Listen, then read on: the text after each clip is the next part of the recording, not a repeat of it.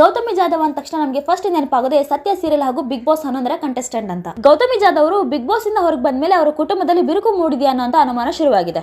ಕುಟುಂಬದಲ್ಲಿ ಬಿರುಕು ಅಂದ್ರೆ ಗಂಡ ಹೆಂಡತಿ ನಡುವೆ ಅಲ್ಲ, ಮಾವ ಸೊಸೆ ನಡುವೆ ಬಿರುಕು ಮೂಡಿದೆಯಾ ಅನ್ನೋ ಅನುಮಾನ. ಇದಕ್ಕೆ ಕಾರಣ ಏನಪ್ಪಾ ಅಂದ್ರೆ ಗೌತಮಿ ಜಾಧವ್ ಅವರ ಮಾವ ಡೈರೆಕ್ಟರ್ ಗಣೇಶ್ ಕಾಸರಗೋಡು ಅವರು ಸೋಷಿಯಲ್ ಮೀಡಿಯಾದಲ್ಲಿ ಒಂದು ಪೋಸ್ಟ್ ಅನ್ನ ಹಾಕಿರ್ತಾರೆ. ಅನ್ಯಾಯದ ಬೇಡಿಕೆಯ ಪ್ರಾರ್ಥನೆಯನ್ನು ಮುಲಾಜಿಲ್ಲದೆ ತಿರಸ್ಕರಿಸುವ ನಮ್ಮಮ್ಮ ವನದುರ್ಗಿಗೆ ನಮೋ ನಮಃ ಅಂತ. ಹಾಗೆ ಹೆಂಡತಿ ಹಿಂದೆ ಬಾಲ ಹಿಡ್ಕೊಂಡು ಹೋಗಂತ ಗಂಡು ಯಾವತ್ತು ಉದ್ಧಾರ ಆಗಲ್ಲ ಅಂತ ಹಾಕಿರ್ತಾರೆ. ಆ ಒಂದು ಪೋಸ್ಟ್ ಸೋಷಿಯಲ್ ಮೀಡಿಯಾದಲ್ಲಿ ಸಿಕ್ಕಾಪಟ್ಟೆ ವೈರಲ್ ಆಗ್ತಿದೆ. ಅಂದ್ರೆ ಗೌತಮಿ ಜಾಧವ್ ಬಿಗ್ ಬಾಸ್ ಮನೆಯಿಂದ ಹೊರ ಬಂದಿದ್ದಕ್ಕೆ ಅವ್ರ ಮಾವನಿಗೆ ಖುಷಿ ಆಯ್ತಾ, ಅವರು ಸಂಭ್ರಮ ಆಚರಿಸಿದ್ರ ಅನ್ನೋಂತ ಅನುಮಾನ. ಇನ್ನು ಗೌತಮಿ ಅವರು ಬಿಗ್ ಬಾಸ್ ಮನೇಲಿ ಇದ್ದಾಗ ಬೇರೆಯವರ ಎಲ್ಲರೂ ಫ್ಯಾಮಿಲಿ ಬಂದಿತ್ತು, ಆದ್ರೆ ಗೌತಮಿ ಮನೆಯಿಂದ ಅವರ ಹಸ್ಬೆಂಡ್ ಬಿಟ್ರೆ ಬೇರೆ ಯಾರು ಬಂದಿರಲಿಲ್ಲ.